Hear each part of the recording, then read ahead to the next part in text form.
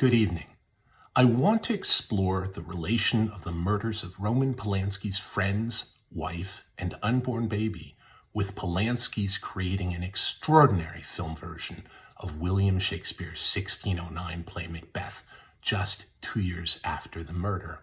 Contemporary critics were quick to point out the connection between the killings and the film, though Polanski was, with one notable exception, usually silent or dismissive about the claim. However, when criticized by his artistic director about the enormous amount of theatrical blood used in producing the film, he said, "You didn't see my house last summer. I know a thing about bleeding."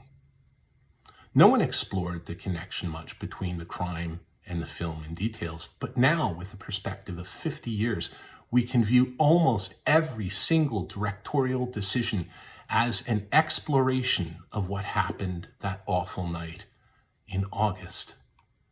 The events at Cielo Drive that bloody August night in 1969 weren't just a crime, but were a kind of theater enacted on the hearts and imaginations of all of us who still can't quite look away from the spectacle. How does the photo of the teens and young adults in the cave at Spawn Ranch looking earthy, smart, grounded, interesting, and fun connect in any way with a scene of boundless cruelty and mayhem? It is the gulf between those two worlds that shakes everything to its core. So does the butchering not only of lives, but of hope and of the future. Polanski, still grieving, within 2 years created a Macbeth on film that is simply extraordinary. Macbeth was first performed on stage in 1609, and between that inaugural performance and Polanski's film, there were perhaps 10,000 stage productions of Macbeth and perhaps 20 film versions, yet Polanski's version gets the play's core brutality and horror, and maybe even psychology, so staggeringly right, it transformed all future productions. Shakespeare's Macbeth doesn't have the highest body count, yet its pools of blood seem to run out from the stage into our own hearts, psyches, and even our souls in ways not all that dissimilar to the heartbreaking spectacle at Cielo.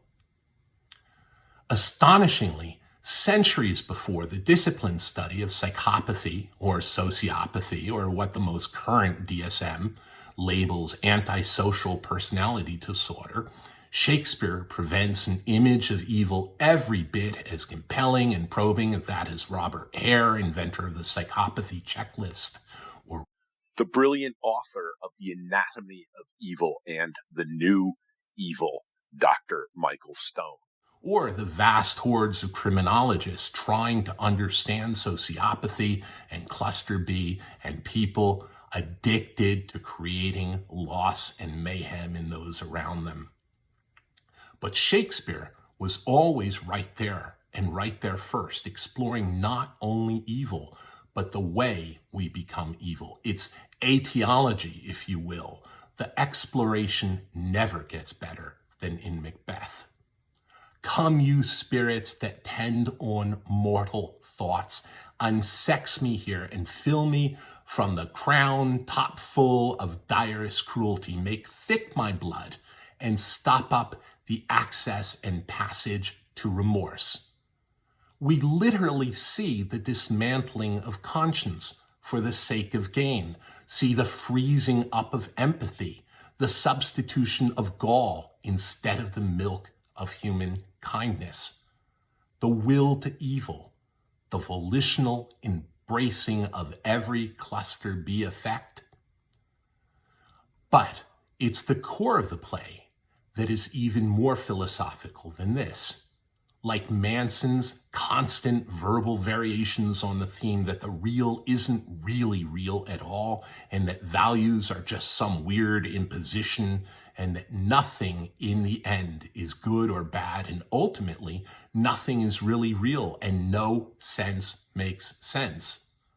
The real violence in Macbeth isn't about leaky bodies or body count or a rhapsody of blood or even our own body's terrible vulnerability where a dagger prick turns us into a leaky, to steal an image from Macbeth, as pregnant breasts bursting with milk. No, the core violence in both Macbeth and Manson is about ripping apart the fabric of the real, about a contagious disorder so infectious and malignant the world becomes dizzyingly unstable, with everything compounding to its contrary, till literally nothing is but what is not, or in Charlie's words, no sense makes sense. So repeated stabbings become a prelude to cutting the fabric of the real, of the connection between speech and language, of the connection between appearance and reality, or the continuity between present and future. Like John Lydon's trilled sneer at the beginning of Anarchy in 1977, Polanski gets Shakespeare's play just right, opening it up almost bodily to a world of chaos. But Roman Polanski's splendid 5 acts draws fire and substance from that first prefatory act off stage 2 years before with his beloved Sharon in her awful last act. And that is where we will begin.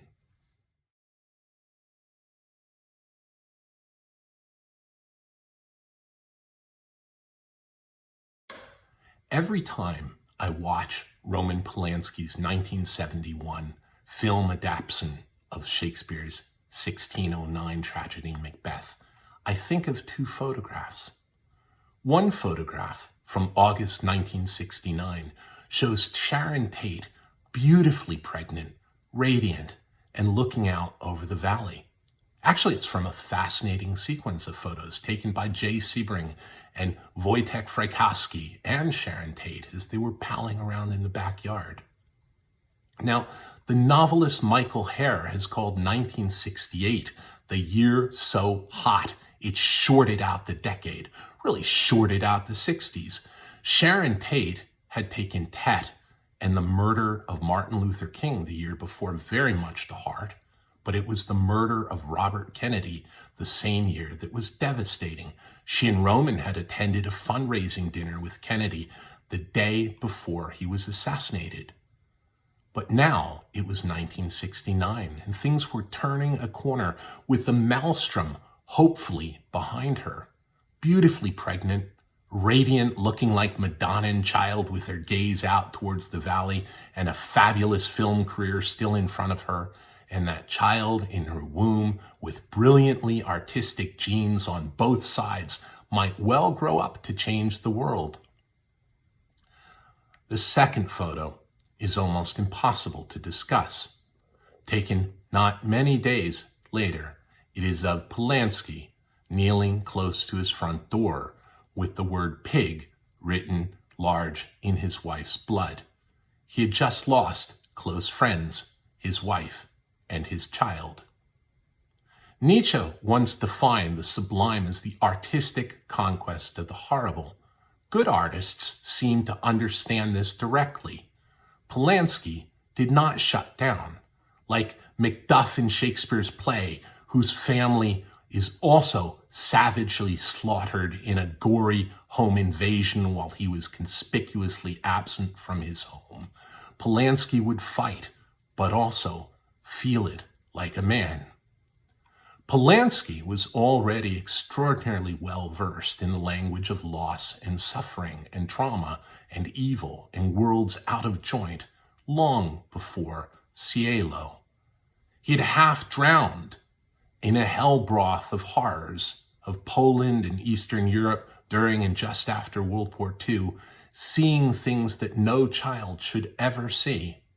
His fascination with evil and hurt is in his first major film, The Knife in the Water, and it goes deep.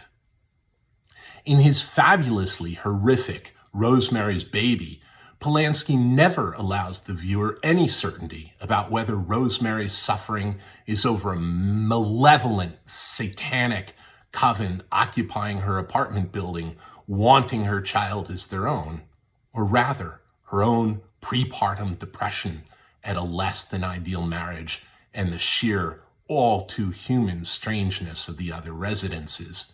That uncertainty makes Rosemary's anxiety contagious to viewers. But it is the murder of his friends, his wife, and his unborn child that marked a savage and uncanny return of the human brutality that had already marked Polanski and shaped him as an artist. This time, his plunge into the genesis and nature of evil would be profound, for Macbeth goes so very deep.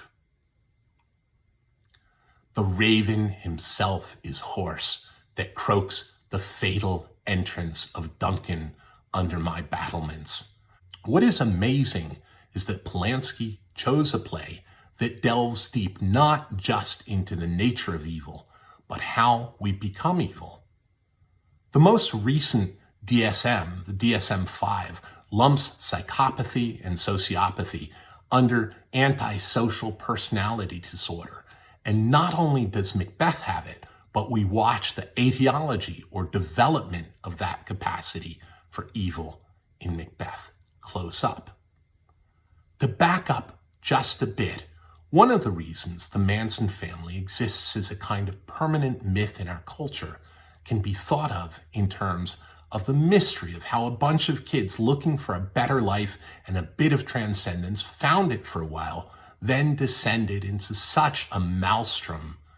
I was 11 and fascinated by the kids in the cave. Half my early crushes involved that photo. How the hell do you get from there to Cielo? Shakespeare takes us through the process. Reeling from the murders, Polanski had a lot of options. Polanski could have studied the 1941 groundbreaking Hervey Checkley book, The Mask of Sanity. For all the talk about authenticity, seems like everyone in the family is wearing a mask, Charlie most of all. The thousands of photos we have, does it ever show the same face twice? He could charm anyone, be bright and jovial before your guests tonight, but be the sleeping serpent underneath. Masks of sanity. Masks are everywhere around Charlie. I am settled and bend up each corporal agent to this terrible feat. Away and mock the time with fairest show. False face must hide what the false heart doth know. Perhaps Polanski should have partnered with Robert Hare, who in the early 70s was already developing his psychopathy checklist, but instead Polanski plunges into a play that takes us from a state of relative innocence and intimacy through to a hell broth. Take the milk of human kindness, change it to bile.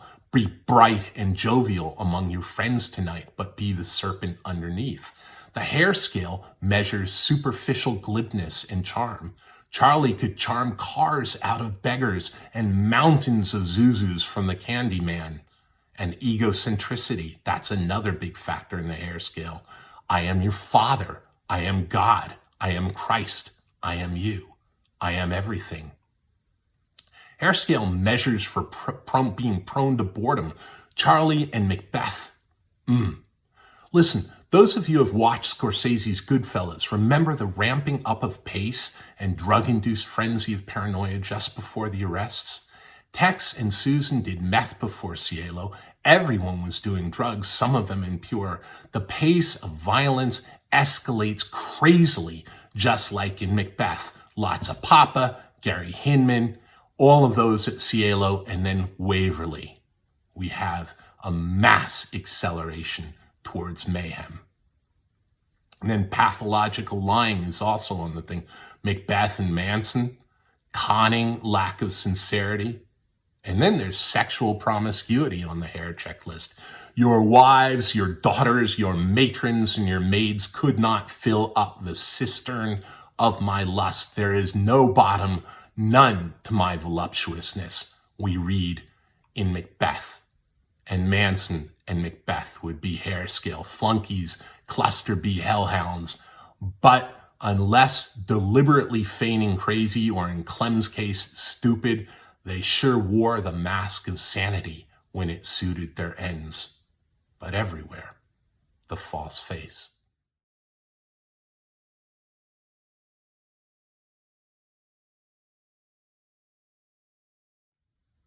Really, Polanski's Macbeth is 3 films.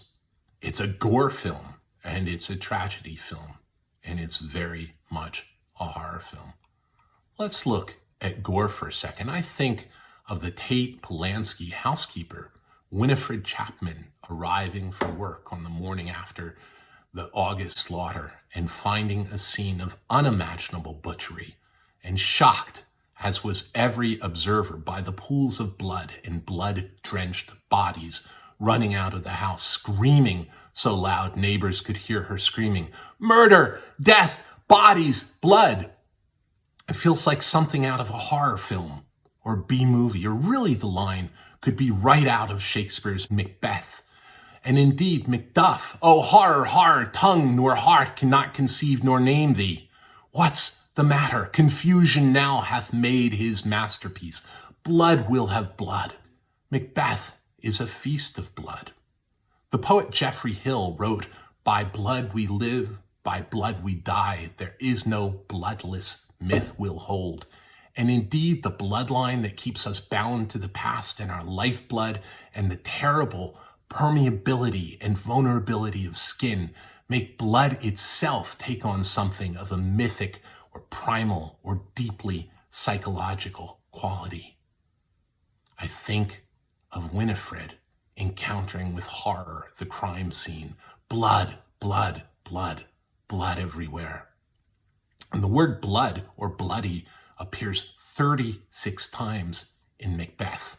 What bloody man is this? Make thick my blood, marked with blood, gouts of blood, fountain of your blood, badged with blood, bloody instruction, bloody business, bloody piece of work, bloody stage, bloody and invisible hand which cancels and tears to pieces the great bond which keeps me pale, bloody knives, be bloody, bold, and resolute, bloody, luxurious, avaricious, false, deceitful, sudden, malicious, smacking of every sin that has a name, bloody, sceptered. And it's so tactile as well. Blood sticking on his hands, and olfactory, the smell of blood, like a synesthetic fugue or symphony of blood. And remember, Charlie told them to write something witchy in blood, something that would appear to be proof to the people who'd killed Gary Hinman that they were still at large.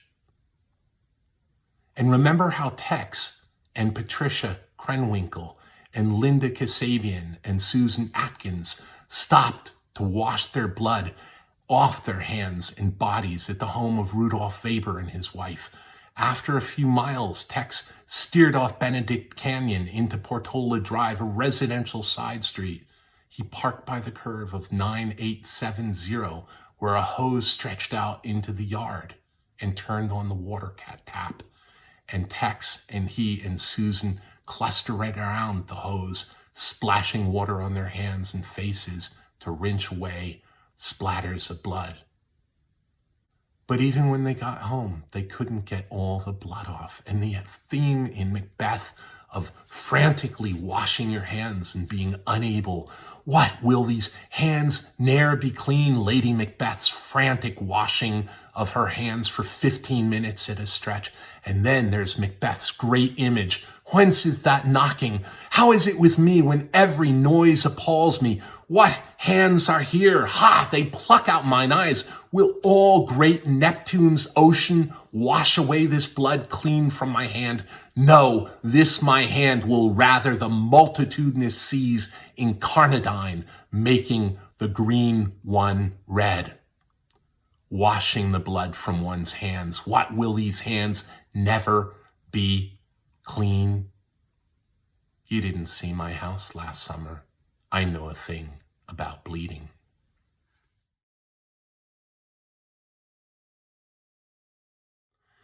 Individually and collectively, the Manson family did quite a bit to cultivate witchiness.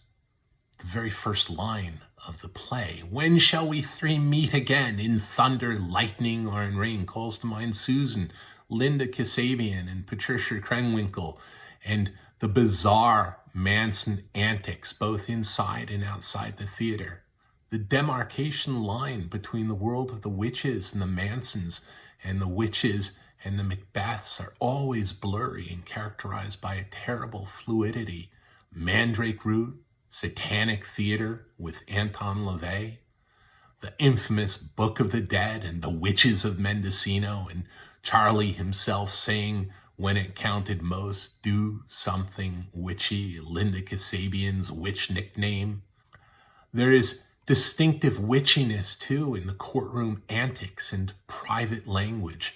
The 1973 film, Manson's, with the bizarre staccato tirades of Charlie speak, show language not as a tool for bonding or clarity, but for making the world murky and strange and witch-like. I cannot get over the sheer witchy strangeness of Sandra Good and Lynette Fromm, well armed, giving their witchy speeches about killing while caressing their weapons. Even the way that Helter Skelter, both phrase and song and image, became a sort of central locus of the family. Yes, it's an early amusement park ride, but really it first appears in Shakespeare's Henry IV, Part 2. And the bizarre, childlike phonics of Helter Skelter and the very first line of the play, "When shall we three meet again?" called to mind Susan, Linda, and Patricia, but also inaugurates the bizarre and childlike phonics of the witch's speech, strange, winding, rhyming words that carry but half sense, such as hurly-burly, are the rhymes of the nursery room, and present words and charms and verbal amulets like Charlie's constant phrases. They aren't meant to explain the world, but rather create a vague, unspecific alternative one. And just as family members internalized and mimicked Charlie's speech even after he was incarcerated, and the strange incantatory lines of power of lines like "fair is foul and foul is fair, hover through fog and filthy air," are nearly duplicated by Lady Macbeth as she comes increasingly to adopt the strange otherness of the witch's speech. "The Thane of Fife had a wife, where is she now?" And that in turn is echoed by the bizarre witchery discourse of family members, even when Charlie was in jail.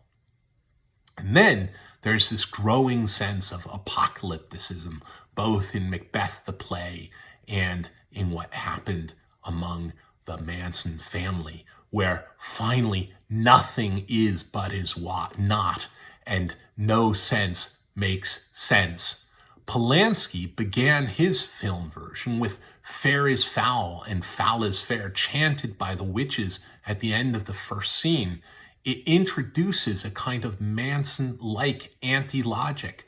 No sense makes sense. No sense makes sense. Charlie's "no sense makes sense" and "nothing is but what is not," and "fair is foul and foul is fair" inaugurate the theme of duplicity, where nothing resembles that it is. Look like the innocent flower, but be the serpent underneath. Charlie's "pretend crazy or kill them with kindness" resembles "the false face must hide what the false heart doth know."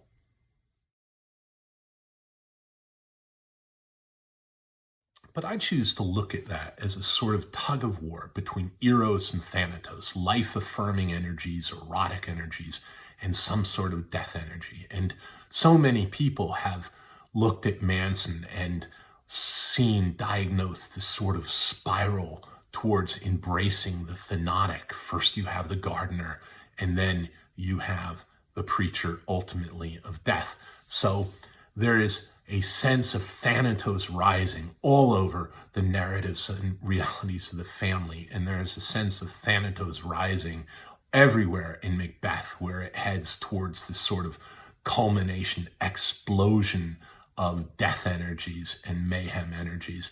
And there is certainly a sense of Thanatos rising in Roman Polanski's production of the Macbeth film. One of the most striking things is at the very end of the film, Polanski reintroduces the witches, which Shakespeare does not do. In the survivors of this endless cycle of Macbeth's mayhem and destructiveness that has led to such a swath of blood and hemorrhaging of blood, the survivors go out, and what do they do but seek out the witches again, as if the order of witchery and malignancy is something that is with us permanently.